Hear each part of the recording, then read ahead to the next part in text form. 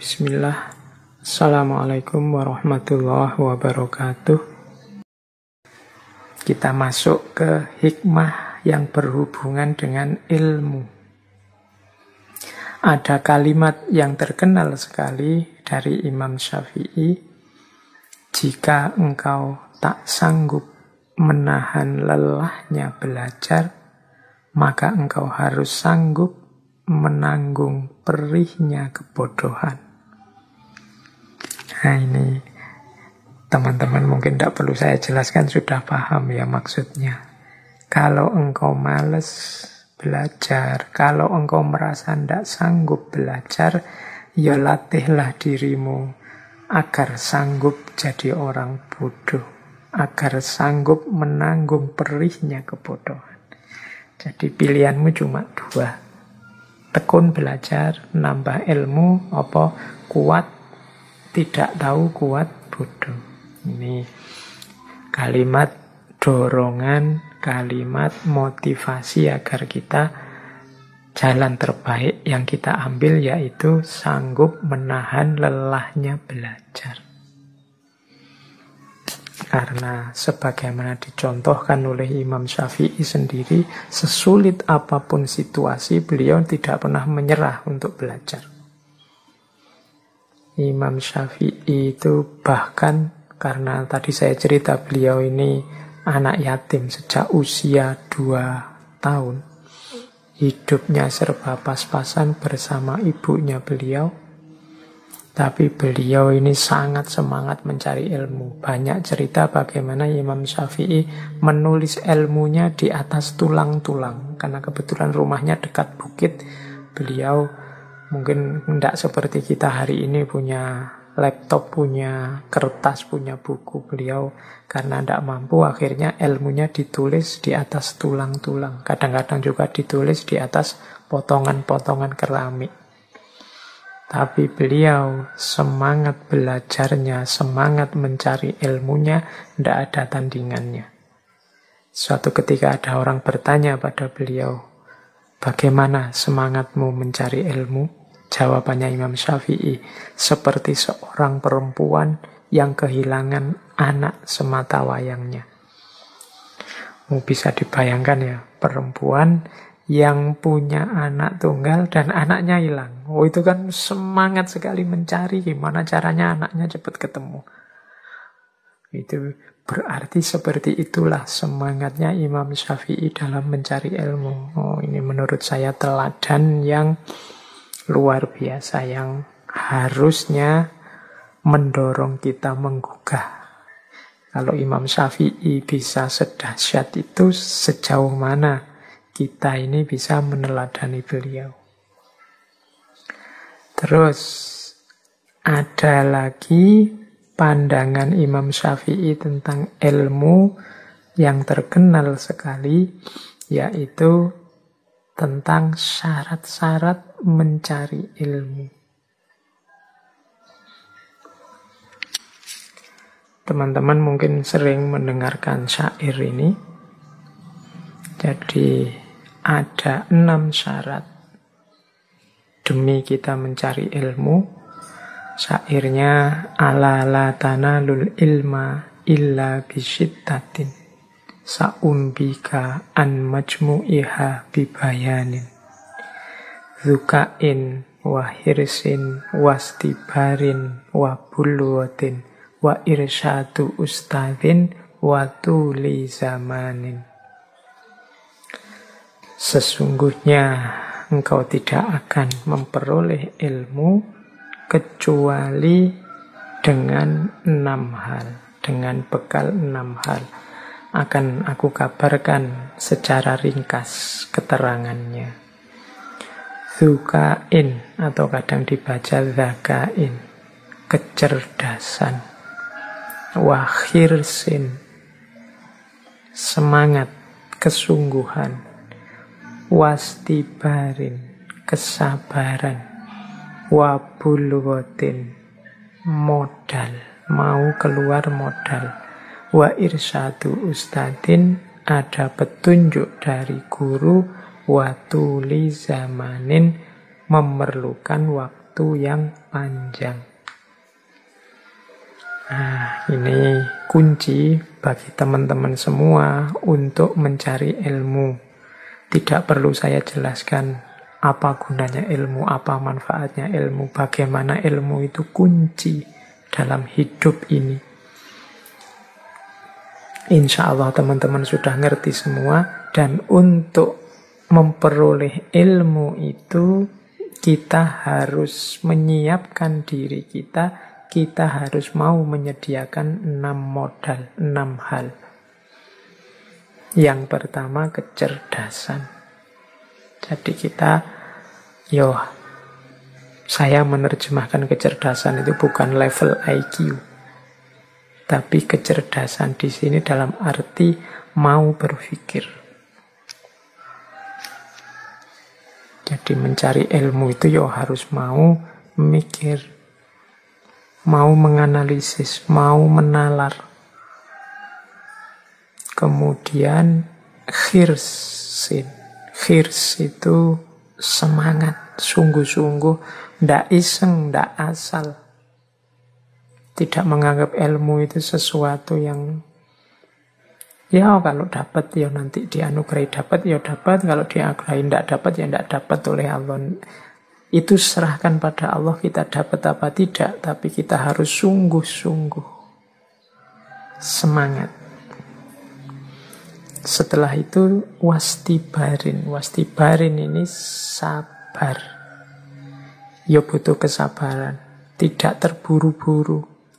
Tidak membaca kitab 1-2, berguru sekali 2 kali sudah merasa hebat, merasa besar, ingin menaklukkan yang lain. Butuh proses yang panjang. Wastibarin. Harus sabar. Wabulghatin. Perlu modal. Modal macam-macam. Bisa modal harta, bisa modal tenaga, bisa modal waktu. Pokoknya bulghah itu modal. Intinya modal. Harus mau kehilangan sesuatu. Mungkin kehilangan uang untuk beli kertas, kehilangan uang untuk beli alat tulis, kehilangan waktu untuk bermain, kehilangan. Itu modal. Terus wa irsyadu ustadzin, petunjuk guru. Jadi harus mau belajar dari orang yang lebih ngerti, harus minta petunjuk pada orang yang lebih tahu, lebih mendalami sebelumnya. Itu irsadu ustadzin. Dan watuli zamanin. Watuli zamanin ini waktu yang lama. Jadi ini hubungannya dengan sabar tadi. Butuh waktu. Jangan terburu-buru. Bahkan mencari ilmu itu disebut-sebut sampai ilal lahdi. Minal mahdi ilal lahdi, sampai meninggal. Berarti ini proses seumur hidup. Tidak sekedar tulus zaman itu waktu yang lama, tapi sepanjang zaman. Ini syaratnya mencari ilmu, berarti kita harus mau berpikir, kita harus sungguh-sungguh, kita harus belajar, sabar, kemudian mau berkorban, kemudian punya guru yang diikuti, dan ada durasi waktunya. Watuli zaman. Oke, syair ini populer sekali. Insya Allah sebagian besar teman-teman yang mengikuti ngaji malam hari ini pernah mendengarkan syair ini. Saya lanjutkan lagi. Biasanya selain syair ini ada juga satu syair lagi yang dikenal sehubungan dengan belajar. Saya lanjutkan dengan syair selanjutnya, yaitu tentang penghalangnya orang belajar. Syair ini berisi pengaduan Imam Syafi'i kepada salah seorang gurunya, yaitu Imam Waqi'. Nama lengkap beliau Imam Waqi' bin Jarrah. Ini ulama yang dikenal hafalannya sangat kuat.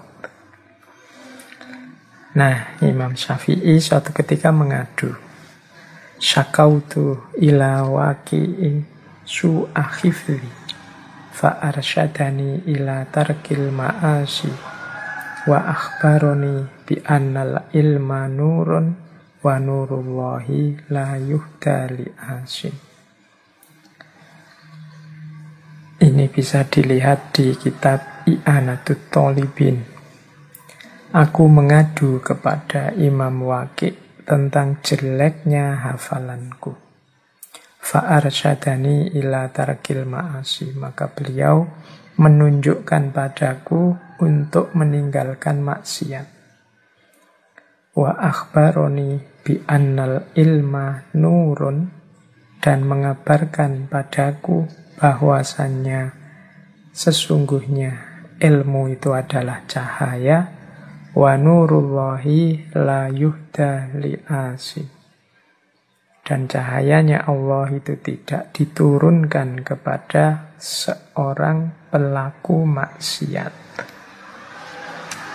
Jadi Imam Syafi'i suatu ketika mengadu kepada gurunya, saya itu kok akhir-akhir ini susah sekali menghafal. Hafalan saya kok jadi jelek. Nah, ini jawaban gurunya Imam Waqi'. Yo, hendaknya engkau meninggalkan maksiat, karena maksiat itu kegelapan.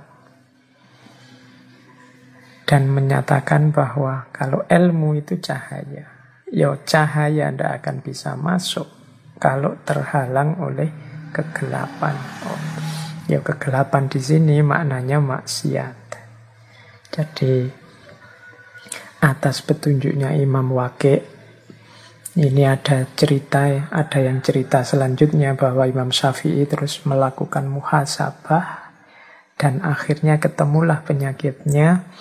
Jadi ada satu cerita, satu hari Imam Syafi'i ini secara tidak sengaja, jadi beliau ini sedang ada di luar di jalan, terus ada perempuan mau naik ke atas kendaraan. Nah, ini secara tidak sengaja bajunya yang bawah tersingkap sedikit. Nah, ini Imam Syafi'i pas melihat itu, ya meskipun langsung berpaling, langsung istighfar. Dan menurut Imam Syafi'i inilah yang mengganggu sehingga susah menghafalkan. Ada maksiat. Meskipun tadinya menyaksikan aurat itu secara tidak sengaja. Nah, ini pelajaran bagi kita. Ternyata mencari ilmu itu sifatnya tidak sekedar teknis, mekanis seperti mesin. Tapi di balik itu dibutuhkan juga diri yang bersih, wadah yang jernih. Karena ilmu itu cahaya. Kalau mekanis, teknis itu ya logikanya ya saya baca, saya paham, saya hafalkan, saya ingat. Dan logikanya sesederhana itu. Tapi kan tidak. Ada hal-hal lain yang perlu dipertimbangkan. Makanya seperti Imam Malik minggu lalu kan ya sebelum belajar ilmunya dibereskan dulu akhlak dan adabnya. Dibersihkan dulu jiwanya. Karena ilmu itu tidak sekedar hafalan, tidak sekedar memasukkan pengetahuan, tapi dia adalah cahaya yang nantinya kita juga punya tanggung jawab untuk mencahayai sekeliling kita. Jadi kita butuh 6 hal untuk menempuh jalan ilmu. Dan kita juga harus hati-hati terhadap penghalangnya ilmu yang namanya maksiat.